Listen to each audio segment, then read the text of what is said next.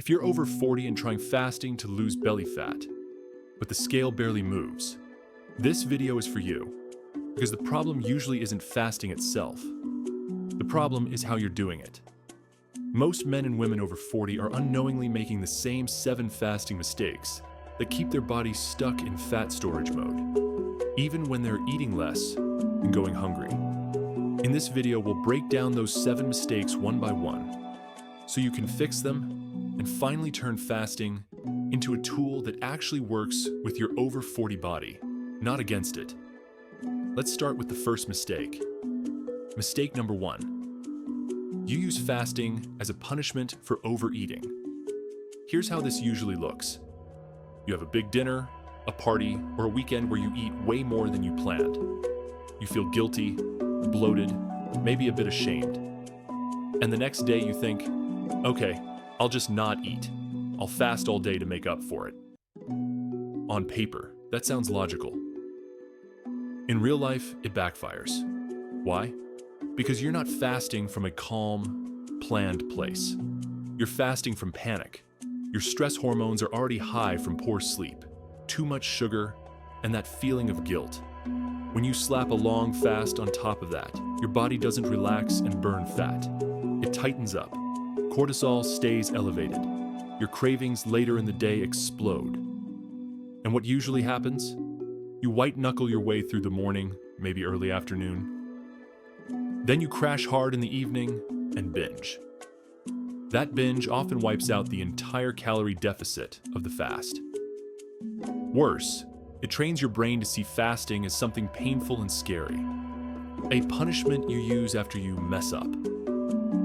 Fasting should be a tool, not a punishment. It works best when it's planned, predictable, and boring. Your body likes rhythm. If you're over 40, your hormones and nervous system need that rhythm even more. So instead of punishing yourself with a random, long fast after a big meal, choose 1 or 2 fixed fasting days, or windows each week. Stick to those calmly, no drama, no guilt. And if you overeat, learn from it, but don't turn fasting into a whip. Mistake number 2. You barely eat protein when you do eat. This one is huge for anyone over 40. As you age, you naturally lose muscle unless you fight to keep it. Muscle is your biggest ally in fat loss. It burns calories, even when you sit. It keeps your blood sugar stable. It keeps your body strong and functional. But here's what many people do with fasting. They skip breakfast, have a tiny snack at lunch, and then in their eating window they grab something fast and easy. Maybe bread, pasta, pastries, or a big bowl of cereal at night. Sure, they're eating less often, but they're also giving their body almost no high-quality protein. Without enough protein, your body has to get amino acids from somewhere. If you aren't strength training and your meals are mostly carbs and fats, your body can start breaking down more muscle tissue over time. Less muscle means slower metabolism, and a slower metabolism means your body becomes very good at one thing: storing fat and holding on to it. When you combine fasting with low protein, you're basically telling your body, we're going to eat less often. And when we do eat, we're not giving you the building blocks you need. That's how you end up skinny fat, tired, and frustrated. So if you're over 40 and using fasting, your number 1 rule when the eating window opens should be, where is my protein? Center your meals around things like eggs, fish, chicken, Greek yogurt, cottage cheese, tofu, or quality meat. And then add carbs and fats around that. All right? In the next part, we'll go into mistakes 3, 4, and 5, including the one almost everyone makes with coffee and 0-calorie drinks during their fast. Mistake number 3. You're trying to fast on top of a terrible sleep schedule. If you're over 40, your body is already more sensitive to stress. Going to bed at midnight, scrolling your phone in bed, waking up at 5 or 6, and then saying, cool, I'll do a 20-hour fast, is like asking your body to run a marathon with no shoes. Poor sleep raises cortisol, increases hunger hormones, and makes your brain crave quick energy.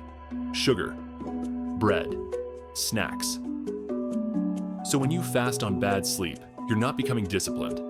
You're just making the cravings 10 times louder.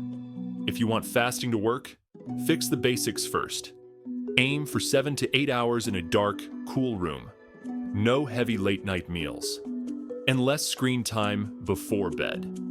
A rested body can handle a fast. An exhausted one just wants quick calories. Mistake number 4. You think 0 calories means 0 impact. During your fasting window, you might be drinking diet soda, flavored waters with artificial sweeteners, or loading your coffee with creamers that say sugar-free. The problem? For some people, sweet taste alone can trigger insulin, or at least trigger cravings and hunger. And many zero-sugar creamers and drinks actually do contain ingredients that break the fast for your gut and liver, even if the label says almost no calories. If you want clean results, keep your fasting window simple. Water, mineral water, black coffee, plain tea, maybe a squeeze of lemon. Use your eating window for flavor. Use your fasting window for rest and repair. Mistake number 5. You're changing your fasting schedule every few days.